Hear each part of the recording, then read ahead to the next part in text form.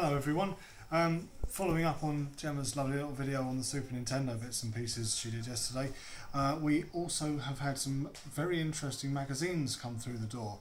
We have been known to do guides as well as actual sort of video game magazines from some of the annals of history of this all.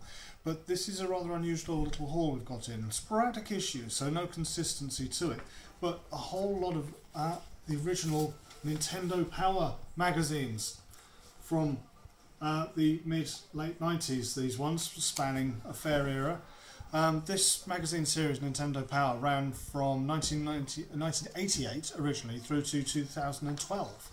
They had 285 volumes in total. Started as a biannual thing, so for the first 2 years there was one issue every 2 months, and then it was a monthly event from 1990 onwards. Covered all eras of the end of the NES era right through the SNES and N64 and into the GameCube and Wii finally, before they finally ceased production a few years ago.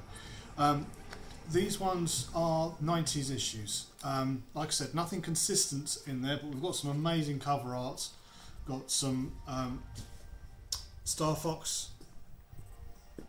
Yeah, a lot of these, they never came out of the States, did they? So hence why some of the titles are different than English ones, like Star Fox. And Star Fox, Starwing, yeah. Beautiful one for Super Star Wars. Perfect timing as well, considering the release of the new film. Good old Jafar there, looking one of our favourite bad guys. Who doesn't love a bit of Jafar? Iago, mostly. And some rather unusual. Yeah, not sure art. how I feel about this one. Yeah. And good old DK himself. Nintendo Power, also a lot of the wonderful adverts from the back of it. Check that out. I feel a new profile cover coming in.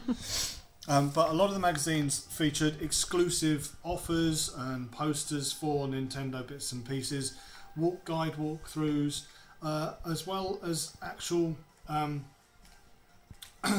serialized comic strips for Zelda